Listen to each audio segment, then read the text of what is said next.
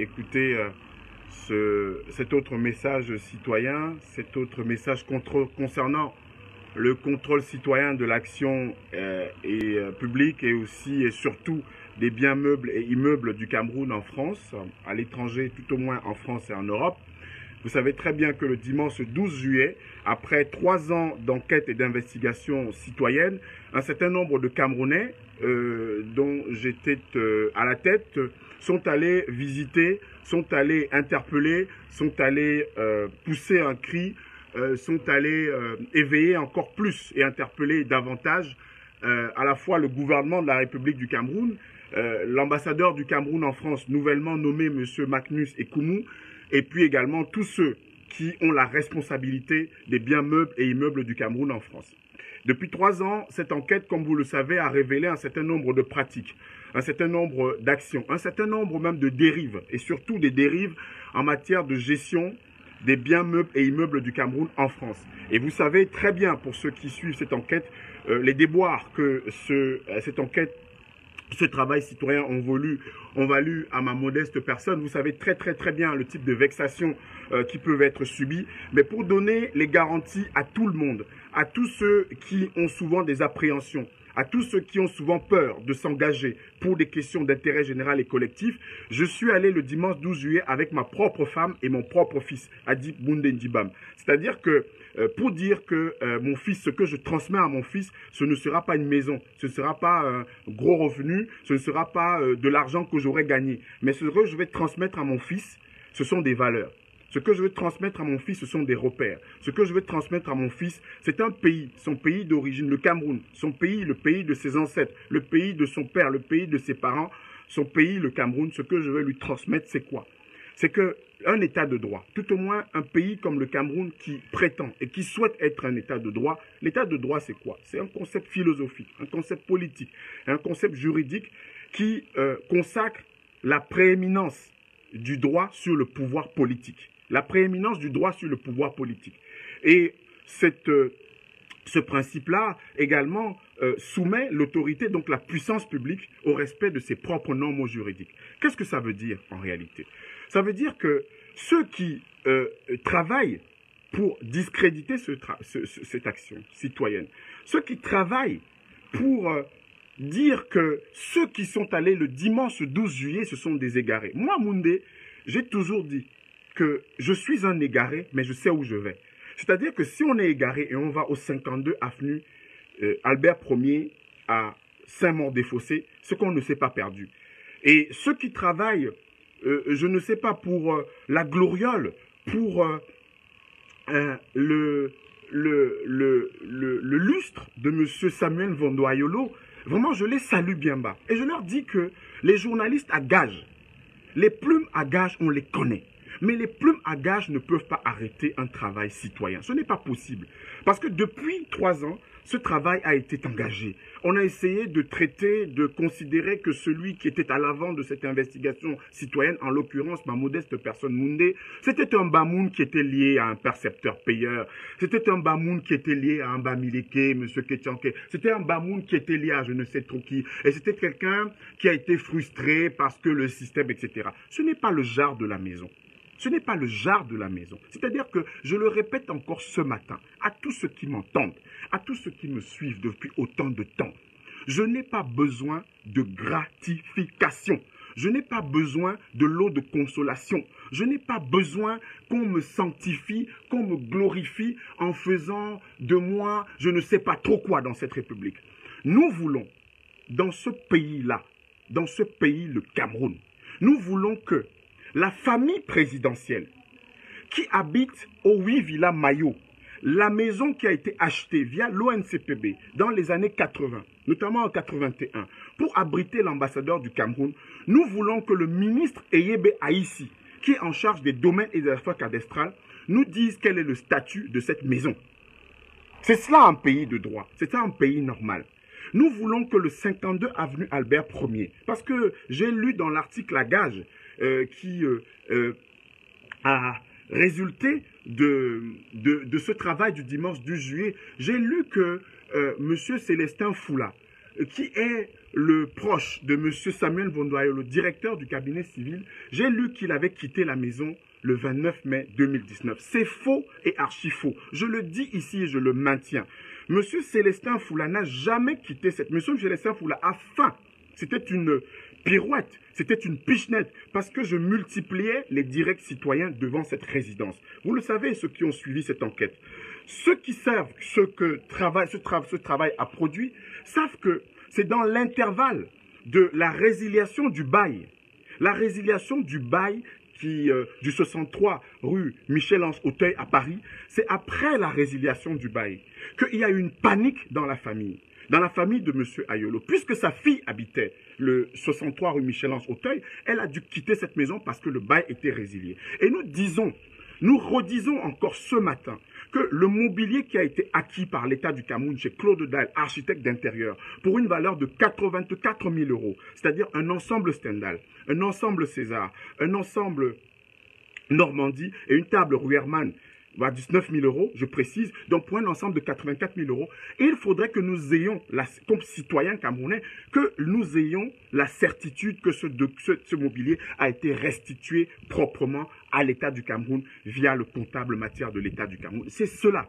Et si nous voulons mettre en place ce contrôle citoyen de l'action publique, des biens meubles et immeubles de l'État, c'est simplement que chaque Camerounais, chaque Camerounaise doit être au courant de ce que notre pays, via l'Office national de commercialisation des produits de base, c'est-à-dire que qui vendait le cacao et le café du Cameroun, qui a été remplacé par l'ONCC, l'Office national du cacao et du café. L'ONCPB a un certain nombre d'actifs, c'est-à-dire qu'il possédait en France un certain nombre de logements, un certain nombre d'appartements, un certain nombre de propriétés et de terrains. Je rappelle que j'ai pu empêcher la vente aux enchères d'un terrain à la rue de Longchamp. Et à la rue de Longchamp, c'est laquelle? C'est où le Cameroun avait une ambassade, c'est où le Cameroun a le bureau d'information du tourisme, et c'est où le Cameroun possède un certain nombre de biens. À Paris, dans le triangle d'or parisien. Autant que M. Alfred Nguini est allé louer au 6 rue Arsène Houssein à Paris, après avoir obtenu 350 millions de M. Mbondoayolo, il est allé louer un appartement à 7 500 €. Nous y étions le dimanche 12 juillet et nous allons repartir là-bas. Nous allons aller à deux endroits. Le premier endroit, c'est le 27 avenue Pierre Ier de Serbie, c'est-à-dire que c'est chez M. Gérard Mercier. M. Gérard Mercier, c'est le bailleur qui a permis que M. Alfred Nguini loue cette maison à 7 500 €. Nous étions à Meudon, la forêt. Vous avez suivi ce dimanche 12 juillet. À Meudon, la forêt, habitait la secrétaire de M. Alfred Nguini, qui louait pour 2 900 € un appartement qui coûte à la base 1 000 €. 1 000 €. C'est-à-dire qu'on a payé 1 900 € en plus un appartement à Meudon-la-Forêt. La quarantaine de Camerounais qui étaient impliqués, femmes comme hommes, Amazon, etc., qui étaient là, que je salue aujourd'hui, que je salue mais fièrement. Parce que j'ai dit aux Camerounais, j'ai dit à ceux qui invectivent que je m'en fous et complètement de savoir si c'est la basse ou c'est les casseurs de l'ambassade ou je ne sais trop qui. Je m'en fous complètement. Les Camerounais qui s'engagent, qui viennent, qui accompagnent cette action citoyenne sont mes frères et mes sœurs. Après, ils ont leurs activités. Après, ils ont leurs candidats qu'ils soutiennent. Après, ils ont leurs champions qu'ils soutiennent. Que ce soit le président Paul Biya, que ce soit Maurice Kamto, que ce soit Cabral Libi, que ce soit Akere Mouna, que ce soit Joshua Oshi, c'est le problème de chaque Camerounais. Mais ce qui concerne les biens meubles et immeubles du Cameroun, un Camerounais qui se lève de chez lui un dimanche pour venir au 52 avenue Albert Ier à Saint-Maur-des-Fossés, pour aller au 45 avenue du Général de Gaulle à Meudon-la-Forêt et pour aller au 6 rue Arsène Houssein à Paris dans le 7e arrondissement, dans les beaux quartiers parisiens, eh bien il est mon frère et il est mon ami. Qu'on attribue à ces Camerounais je ne sais quelle exaction. Je ne sais pas qui est plus violent que dans notre pays, que ce qui est fait vis-à-vis des 8 millions de pauvres dans notre pays. Parce que quand on paye à 7 500 €, 5 millions de francs un loyer, alors que l'ambassade possède une résidence officielle à Saint-Maur-des-Fossés qui a coûté à l'État du Cameroun 4,3 millions d'euros. Mes amis, mes frères et sœurs, 3 milliards de francs CFA. Quand on possède cela, et on sait que l'ambassade du Cameroun a été réhabilitée pour 13 milliards de francs CFA. 13 milliards. Et à l'ambassade du Cameroun, on a réhabilité pour 1 milliard de francs CFA le 4e étage. 1 milliard. On a refait tous les appartements présidentiels au 4e étage de l'ambassade. Autrement dit, pour l'ambassadeur Ekoumou, nous allons y veiller, monsieur l'ambassadeur. Excellence, monsieur l'ambassadeur, comme on a l'habitude d'appeler les ambassadeurs au Cameroun et les ministres. Monsieur l'ambassadeur, nous vous disons, monsieur Ekoumou, vraiment, les Camerounais ont l'habitude de ramener les problèmes à des questions personnelles. On m'a appelé, on m'a écrit, des personnalités camerounaises et des personnes qui me sont chères, des gens que je respecte énormément, pour me dire de ne pas faire de frappes préventives contre vous. Monsieur Ekoumou, je n'ai aucun problème contre vous en tant qu'ambassadeur, en tant que personne. Franchement, je ne sais pas pourquoi le chef de l'État vous a nommé, c'est sa discrétion. Si le président de la République vous a nommé comme ambassadeur, c'est à loisir. C'est-à-dire que ça dépend de lui, ça ne dépend pas de Moundé Ndimbam ou des autres Camerounais. Mais ce qui dépend de nous, monsieur l'ambassadeur, c'est que nous ne voulons plus que vous dépensiez notre argent inconsidérément et abusivement, monsieur Ekoumou. C'est-à-dire que l'argent du Cameroun n'est pas l'argent de l'ambassadeur du Cameroun. C'est ça l'état de droit. Tout à l'heure, en prolégomène, au début, à l'ouverture, Béboté dit, comme disait Edouard, à l'ouverture, au début de mon propos, de cette vidéo en direct, Tinjeshi, comme on dit dans la langue Bamoun, vraiment, au début, je l'ai dit, monsieur l'ambassadeur. Je lis souvent et je vois souvent des Camerounais qui nous demandent qui nous sommes pour le faire, etc., etc. Je leur dis, si je ne suis personne, vous n'êtes rien du tout également. Parce que si vous ne vous considérez pas comme citoyen, moi je me considère comme citoyen. Moi, Moundé Abdelaziz Moundé Djibam, je suis un citoyen de mon pays. Je suis un citoyen fier et digne de mon pays. Et je ne veux pas être spectateur de la dérive de mon Cameroun, de notre pays. Et par conséquent, la question du contrôle citoyen, je la tire à deux niveaux. Au niveau de la Constitution, c'est-à-dire au préambule de la Constitution du Cameroun, c'est-à-dire ce qu'on appelle le bloc de constitutionnalité, par un certain nombre de chartes, par un certain nombre de règlements, par un certain nombre de conventions librement signées par le Cameroun. Deuxièmement, le travail que je fais, le travail que nous faisons, nous la tirons de la loi du 11 juillet 2018. La loi du 11 juillet 2018 est pour code de bonne transparence et de gouvernance dans la gestion des politiques publiques, dans la gestion publique au Cameroun. Dans la gestion publique au Cameroun. C'est-à-dire que les Camerounais, dans l'article 47 de cette loi, vraiment, vous êtes invités, chaque Camerounais et chaque Camerounaise, vous êtes invités à vous intéresser à la manière dont on gère le moindre stylo, le moindre bic, comme on l'appelle, dans notre pays. Le moindre stylo, le moindre bic. C'est la loi du 11 juillet 2018. À partir de 17h30, je vais publier sur ma page Facebook, je vais publier l'intégralité de cette loi pour que chaque Camerounais sache que la loi lui donne la responsabilité de s'occuper de lui-même, c'est-à-dire de son pays, de s'occuper de son patrimoine. Et je redis encore ici, ce matin, je redis encore ceci ce matin. Si nous sommes des égarés, nous savons où nous allons. Si nous sommes des égarés, nous savons où nous allons. C'est-à-dire que ceux qui ont l'habitude de venir sur des posts Facebook ou des vidéos qui sont des trolls envoyés par un certain nombre de personnes ou de personnalités, et ça, dans le message qui est généralement envoyé au gouvernement, et notamment au ministre de la Communication, M. Sadi, c'est simplement qu'il ne faut pas être le médecin après la mort. C'est-à-dire qu'après que les Camerounais, pendant 3 ans, interpellent, crient, disent au gouvernement, mais ce n'est pas normal, ce n'est pas possible, faites quelque chose pour cette situation. Vous attendez que le dimanche 12 juillet, que les Camerounais interviennent, que les Camerounais se mobilisent pour faire des communiqués, des conférences de presse, des points de presse gouvernementaux pour dire qu'il y a de la désinformation sur des personnalités publiques. Ce que je dis encore ce matin, M. Sadi, Madame Minette Libom, le ministre des Postes et Télécommunications, c'est que Moundé ne fera jamais de la désinformation. Moundé est tellement précis, tellement fier de sa formation, non seulement à l'École supérieure des sciences et techniques de l'information du Cameroun, à l'Institut français de presse, en sciences politiques, au Centre d'études diplomatiques et stratégiques et dans d'autres établissements de haut niveau, d'autres établissements prestigieux qui forment à la fois des spécialistes de géopolitique, des spécialistes de journalisme, des spécialistes de communication.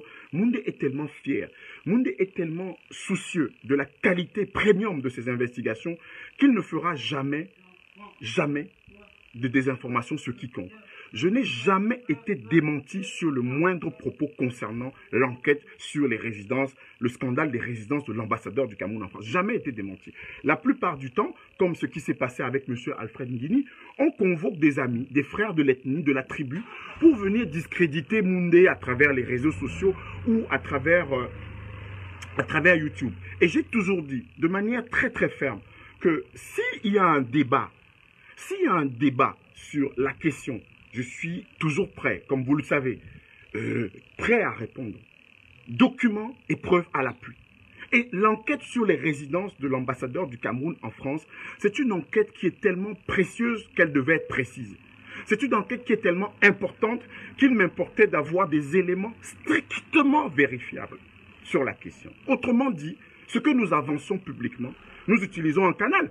Puisqu'il y a des journaux, il y a des quotidiens au Cameroun qui sont connus, qui connaissent très bien Moundé, dans lesquels j'ai travaillé comme mutation ou avec lesquels j'ai un commerce comme Le Jour de Aman Mana qui est mon grand frère, quelqu'un qui m'a recruté, c'est Aman Mana qui m'a recruté en mutation. Aman Mana qui est mon grand frère a été destinataire comme d'autres Camerounais de cette enquête-là. Mais je ne vais pas attendre que des journalistes camerounais prennent leurs responsabilités pour publier une enquête qui concerne l'intérêt général et collectif. Parce que si les gens considèrent que c'est une enquête de Moundé, ils ont tout faux.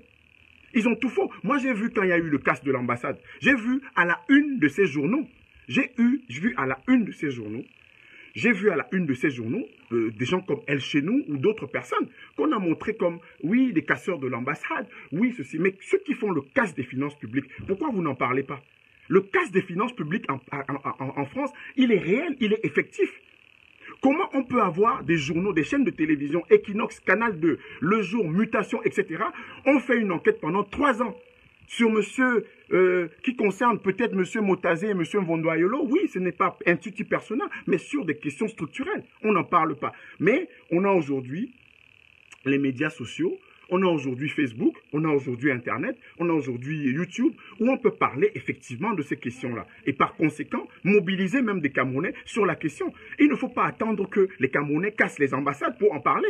Pourquoi les journalistes camerounais ne parlent que des casses de l'ambassade? Alors que nous avons précisément le casse des finances publiques. On casse de l'argent de l'État et les journalistes n'en parlent pas. C'est bouche motus et bouche cousue. J'ai dit à mes confrères et même à mes grands frères, mes aînés dans la profession, que la ligne 94 du ministère de l'économie et des finances, le ministère de l'économie et du plan et de la programmation, géré par M.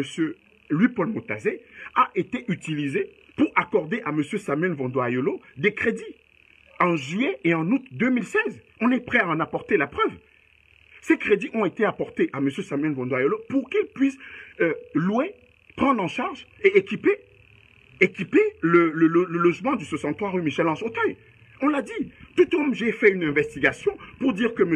Mboutou avait été interpellé en France. On nous a traités de tous les noms jusqu'à ce que le tribunal criminel spécial interpelle M. Mboutou, M. Mbangue et M. Mebengo qui était leur chef de file. À ce moment-là, on ne peut pas dire que des journalistes très bien informés que nous sommes, que je suis, on ne peut pas dire que des journalistes comme ça, qui soient déségarés ou que ce soit des journalistes qui ne savent pas ce qu'ils font. Nous savons ce que nous faisons. Je sais exactement ce que je fais. Et je regrette simplement que des journalistes qui sont des confrères bien connus, des aînés aussi, ne peuvent pas prendre la mesure de la gravité de la situation.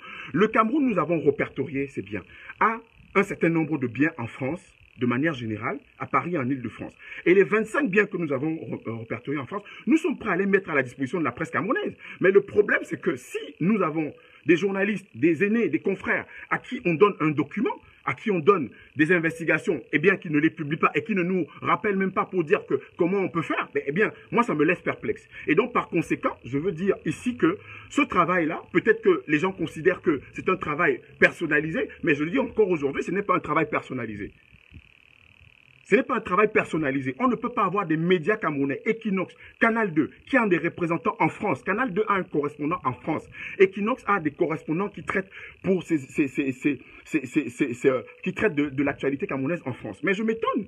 Je m'étonne tout simplement que les Camerounais qui savent très bien que nous sommes en face d'un scandale retentissant ne publient pas, fassent l'omerta, organisent l'omerta sur une question qui est centrale et qui est principale dans notre pays, que personne n'en parle. Moi, c'est ce qui m'étonne. Comment on peut avoir dans un pays des gens aujourd'hui qui parlent de questions comme le casse de l'ambassade et demain, quand on parle également du scandale des résidences de l'ambassade, on n'en parle pas. On n'en parle pas. Ce n'est pas normal. Il faudrait qu'on m'explique qu'est-ce qui explique qu'on peut faire des portraits d'ambassadeurs dans des journaux, mais on ne peut pas faire un traitement d'un scandale sur le scandale des résidences de l'ambassadeur du Cameroun. Moi, je ne comprends pas. Je ne comprends pas. Je ne comprends pas. Pendant ce temps, on bouffe l'argent des Camerounais. Pendant ce temps, les 8 millions de pauvres qui sont au Cameroun, 8 millions de pauvres au Cameroun, qui vivent avec moins de 1000 francs CFA par jour, les Camerounais sont 8 millions, donc 35% à l'extrême nord du Cameroun. Et voilà, aujourd'hui, on se rend compte que les 7500 € qui sont payés à l'avenue Arsène Housseil, à la rue Arsène Housseil, autant pour moi à Paris, 7500 €, c'est 7 millions de francs CFA. 4500 € qui sont payés pour Madame Odile Tangana à la rue Radlag à Paris, c'est combien? C'est l'équivalent de combien? 4500 €. C'est presque 4 millions de francs CFA. 4 millions de francs CFA. Et les 2900 € qui étaient payés pour Madame Inago Sylvie, c'est-à-dire que la secrétaire de Monsieur Nguini, c'est combien? C'est 2 millions de francs CFA, 3 000 €. Alors on n'en parle pas dans les journaux, on va parler de quoi? De quoi on va parler? Et on s'est rendu compte, puisque le bailleur s'est rendu à notre rencontre, est venu à notre rencontre, le bailleur qui louait pour le compte, qui c'est Flexilocation. Flexilocation, c'est une société civile immobilière qui loue des appartements. Bon, on n'a rien, moi je l'ai dit à notre frère qui est venu à notre rencontre, je n'ai rien contre lui. Mais je dis tout simplement que si le propriétaire de Flexilocation a des relations amicales avec monsieur Samuel Vondoayolo, eh bien, il faudrait qu'on nous explique comment on fait pour louer une maison de 1000 € à 2900 €. Il faudrait qu'on nous explique cela. C'est cela, ce Cameroun-là. C'est-à-dire que ce que je dis vaut également pour ma propre personne. C'est-à-dire que si vous êtes en porte-à-faux comme gestionnaire des fonds publics, ou vous êtes en porte-à-faux entre le hiatus qui est entre votre parole publique et vos propres attitudes et vos comportements, eh bien, effectivement, on doit porter ça à votre charge. Et donc, dans le cas d'espèce, notre argent est inutilement et de façon dispendieuse dépensé dans ce pays, la France. C'est ce que nous disons. Et nous disons que les confrères de la presse nationale, la presse camerounaise, les confrères de haut niveau de la presse camerounaise, c'est étonnant que cette omerta soit faite depuis 3 ans sur un dossier aussi important. Sur un dossier aussi important. Je veux savoir pourquoi. Je veux savoir pourquoi on fait des investigations de qualité, des investigations de cette nature qui sont capables, où les journalistes sont capables de recoupement. Un journaliste connaît les techniques d'investigation, de recoupement et de traitement de l'information. Une information comme celle-là qui est capitale, on n'en parle pas. Et on jette des Camerounais en pâture, on jette des Camerounais, on dit que des Camerounais sont égarés. Les journalistes camerounais lisent ça et ne peuvent pas redire, ne peuvent pas trouver à redire par rapport à cela. Pourtant, ils connaissent bien cette enquête, ils connaissent bien ce travail, ils connaissent bien cette situation. Et on ne peut pas accepter que la CNPS, par exemple, à Paris, la CNPS dispose d'un patrimoine à Paris qui a été acquis via le passif de la Camer, dans le cadre de la liquidation de la Camer. Nous irons là-bas. Nous irons là-bas pour en informer les Camerounais, justement comme le dimanche 12 juillet, parce que nous allons continuer cette action. La CNPS a acheté pour 3 milliards de francs CFA, dans le cadre de la liquidation de la Camer, un immeuble au boulevard des Capucines à Paris. Et cet immeuble est loué à 240 millions de francs CFA chaque année. Eh bien, on veut savoir si dans les comptes de la CNPS, eh bien, figure l'argent de loyer payé par la société Boucheron, par exemple. On veut savoir que le capitaine Eman, le colonel Mbang et les autres qui ont appartenu à la mission militaire en France et qui aujourd'hui refusent de quitter leurs logements, refusent de quitter leurs appartements à Paris, on veut savoir au nom de quoi. On veut savoir au nom de quoi. On veut savoir au nom de quoi on peut être militaire, on peut être diplomate, on peut être affecté, on peut être mis à la retraite et on reste 20 ans, on reste 15 ans dans son logement en France. Comment, au nom de quoi? On veut savoir au nom de quoi il y a des Camerounais, parce que là aussi, j'ai tenu l'année dernière à saluer M. Joseph Betty-Assomont, le ministre de la Défense, qui après un direct aux 3 rues de la Marne, c'est-à-dire qu'à Neuilly-sur-Marne, est intervenu pour que ce problème soit réglé, parce que cette maison de 400 mètres carrés était occupée indûment par une famille, eh bien, M. Betty-Assomont a sommé cette famille de quitter la maison. Eh bien, ce problème a été réglé. Mais pourquoi on ne peut pas systématiquement régler les problèmes? Pourquoi M. Eyebe Aïssi, le ministre des Domaines et des Affaires foncières, et qui, vraiment, on l'a interpellé à plusieurs reprises sur la question de l'inventaire du patrimoine. Pourquoi, s'il n'y a pas d'inventaire du patrimoine, nous allons également aller en Italie?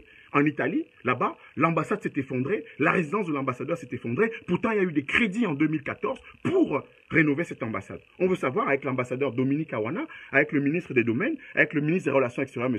Mbela, avec le comité de gestion des biens et immeubles du Cameroun à l'extérieur, on veut savoir ce qui en était fait, ce qui a été fait de cet argent. C'est ça. Ce n'est pas de traiter des Camerounais d'égarés. Et comme je le redis, si nous sommes égarés, nous savons où nous allons. Les adresses où nous allons, d'ailleurs de manière très très précise, on a vu, puisque ces vidéos étaient faites en direct dimanche dernier, et nous allons continuer à les faire. Nous allons précisément dans des adresses. Le Cameroun a 6 appartements dans le 15e arrondissement de Paris, acquis par l'ONCPB. Et je vais informer les Camerounais sur chacun de ces appartements et la situation de ces appartements. Autant que nous avons informé les Camerounais sur cet appartement qui avait été accordé par M.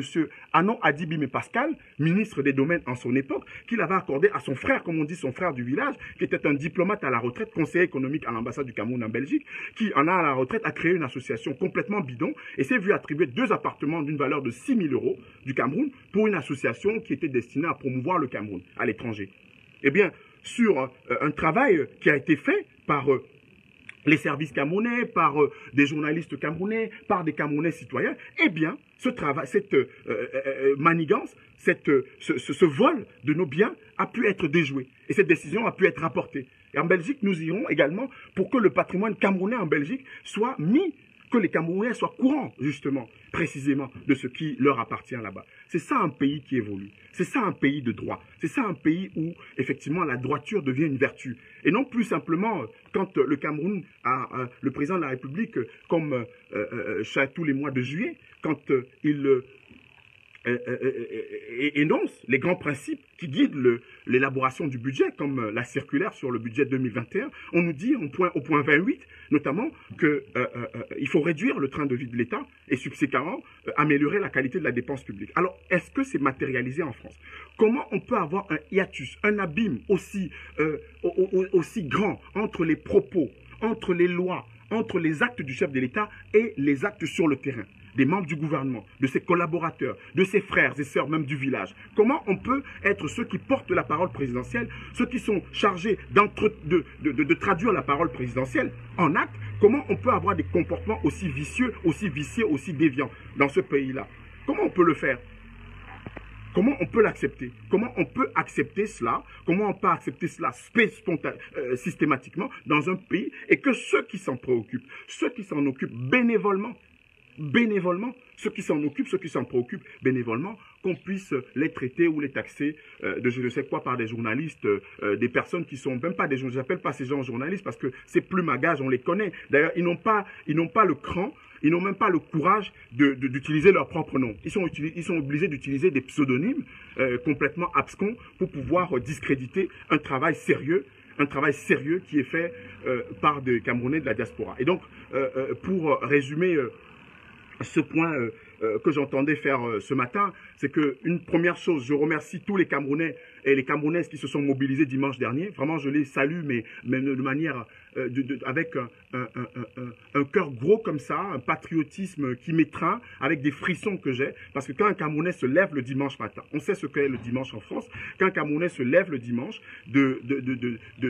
il participe de 14 h jusqu'à 21 h à une opération citoyenne comme celle-là. Vraiment, il faut remercier, il faut encourager ces Camerounais qui sont venus. Et ça encore, je le redis encore, pour mes amis, pour mes frères et sœurs, pour tous ceux qui m'interpellent à ce sujet, je ne veux pas savoir si les Camerounais sont de la basse, sont des Amazones, sont des casseurs d'ambassade ou ça. Ça ne m'intéresse pas du tout.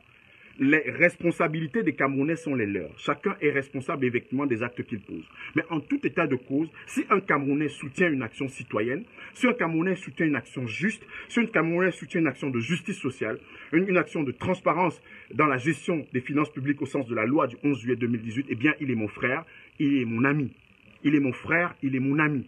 Et que cela soit entendu ici, que ceux qui ont à engager leurs actions les engagent. N'attendez pas quand je fais mes vidéos en direct ou quand je mène mes actions pour venir me poser des questions. Je ne suis pas là pour répondre à vos questions. Je suis là pour répondre à des questions essentielles et principales.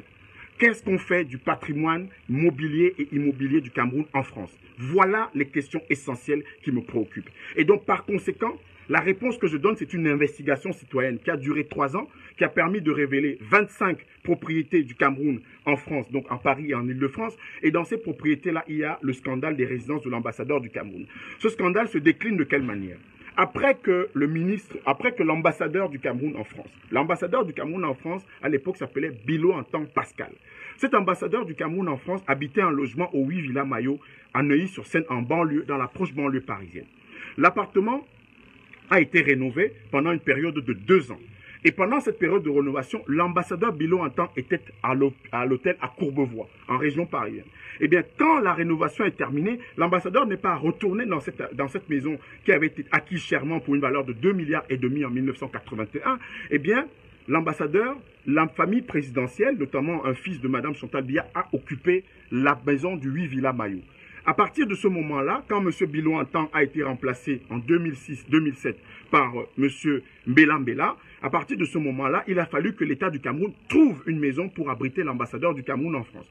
M. Mbela Mbela est resté à l'hôtel sur les Champs-Élysées pendant un moment, de 2007 à 2008, et à partir de juin 2008, le Cameroun a acquis pour 4,3 millions d'euros, c'est-à-dire 3 milliards de francs CFA, une résidence de 1600 mètres carrés, 900 mètres carrés habitables à Saint-Maur-des-Fossés, dans le 94, en région parisienne, à 25 minutes de la porte d'Auteuil, où se trouve l'ambassade du Cameroun à Paris. M. Mbela Mbela y a habité de 2008 à 2015, en octobre 2015, date de sa nomination au gouvernement du Cameroun. Et à partir de ce moment-là, le Cameroun a nommé, le président de la République a nommé un nouvel ambassadeur en 2016, en l'occurrence M. Samuel Vondoayolo. M. Samuel Vondoayolo est venu en France, il a refusé d'habiter cette maison, il a loué pour 180 000 euros par an un pavillon au 63 rue Michel-Ange Auteuil à Paris. Nous avons dénoncé cela puisque le ministre des Finances, Alamine May, avait refusé à l'époque de lui accorder les crédits. Et c'est monsieur Louis-Paul Motazé, ministre de l'économie, qui lui a accordé 600 000 euros de crédit en juillet et en août 2016. Évidemment, cela est retraçable dans le budget de l'État du Cameroun, parce que nous ne faisons pas le Congo-Ça ou le Japon. Et à partir de ce moment-là, vous voyez comment le ruissellement à partir de Villa Maillot a causé un scandale absolument énorme dans notre pays, absolument énorme et terrible dans notre pays. Et donc à partir de ce moment-là, nous nous sommes battus comme de beaux diables. Je me suis battu comme un beau diable pour que ce comptoir soit résilié, et l'effectivité de cette résiliation a été matérialisée en juin 2019, où le Cameroun ne devait plus payer 180 000 euros, donc 180 000 euros d'économie pour le budget de l'État. On a nommé en mars 2019 un nouvel ambassadeur du Cameroun en France. C'est-à-dire que M. Alfred Nguini. Et M. Alfred Nguini a reçu l'argent du directeur du cabinet civil, qui est M. Samuel Vondoa, ministre directeur du cabinet civil, une somme de 350 millions environ, pour pouvoir louer des appartements, une maison pour lui, et de laisser tranquille la question de 52 avenue Albert Ier, où habitait M. Célestin Foula, qui est un de ses proches. C'est la vérité, c'est la réalité. Et donc, à partir de ce moment-là, M. Nguini aussi a loué un appartement à 7 500 euros au 6 rue Arsène Housseil à Paris. Il a loué un appartement à la rue Ranlag pour 4 500 euros. Et il a loué un appartement qui avait un statut de résidence secondaire au 45 avenue Charles de Gaulle à Meudon-la-Forêt à 2 900 euros. Donc 15 000 euros de loyer payé chaque mois par M. Alfred Nguini. Ça fait 10 millions de francs CFA. Donc c'est pour cette raison que nous nous engageons. Nous nous engageons pour ça. Nous nous engageons pour qu'on mette fin à ce scandale des résidences. Et je veux rappeler encore aujourd'hui aux Camerounais que l'ambassade du Cameroun a été rénovée pour 13 milliards de CFA et on a rénové pour 1 milliard de francs CFA tout le 4e étage qui permet d'abriter les bureaux de l'ambassadeur et d'avoir un appartement où est né d'ailleurs Junior Biya, le fils de Chantal Biya en 1994, dans cet appartement-là. Donc nous disons que l'ambassadeur Ekoumou dispose d'un l'ambassade du Cameroun. Cet appartement est conçu, cet appartement est équipé pour abriter l'ambassadeur du Cameroun pendant qu'on rafraîchit, on met un crédit à sa disposition pour rafraîchir et pour réhabiliter la maison du 52 avenue Albert Ier à Saint-Maur-des-Fossés. Alors si on ne peut pas réhabiliter, la maison du 52 avenue Albert Ier à Saint-Maur-des-Fossés, eh bien c'est simple. C'est clair qu'on dise aux Camerounais l'usage qui va en être fait. Nous ne voulons plus que les familles des ministres qui sont au Cameroun, des personnalités, usurpent des titres, habitent sans titre ni qualité dans les maisons du Cameroun. C'est ce que nous ne voulons plus en tant que citoyens camerounais. C'est clair et net comme ça. C'est clair et net comme ça. C'est clair et net. Nous n'allons pas laisser, nous n'allons plus laisser tout et n'importe quoi se faire. Pendant que nous sommes là, Les Camerounais de la diaspora ne sont pas là simplement pour applaudir, faire des salamalek ou être reconnus comme Camerounais médecins, avocats, journalistes dans les grandes chaînes françaises, etc., etc. Non, les Camerounais de la diaspora sont aussi là pour le contrôle citoyen de l'action publique et des biens et immeubles de l'État du Cameroun, en France notamment. Moussa Ngombe Nabignon, que la paix soit avec vous. Tout au long de cette semaine, je vais, avec les frères et sœurs, nous allons faire un travail encore sur le terrain. Nous allons nous déplacer, nous mobiliser sur les différents lieux où se déroulent ces scandales des résidences, ces scandales des biens meubles et immeubles du Cameroun. Nous allons nous déplacer partout. On voit avec leurs yeux la réalité de cette gabégie, la réalité de cette situation, la réalité de cette spoliation, la réalité de ce scandale, la réalité de cette corruption, la réalité de la manière dont nous sommes traités, la manière dont nous sommes gérés. Moussa Ngombe Nabignon, que la paix soit avec vous. Restez forts, restez focus. Nous allons vous informer au long cours et de manière progressive et régulière de ce qui se passe dans le cadre de ce travail, de cette investigation citoyenne. Nous allons vous informer dans le cadre de ce contrôle citoyen. Nous n'avons pas peur. Nous n'avons pas peur parce que quand on veut se libérer, on n'a pas peur. Quand on veut se libérer de ces chaînes, on n'a pas peur. Quand on veut se couper ces chaînes, on n'a pas peur. Quand on veut couper les chaînes de la mauvaise gouvernance, un peuple ne doit pas avoir peur. Moussa Ngombe Nabignon, que la paix soit avec vous. Merci d'avoir écouté.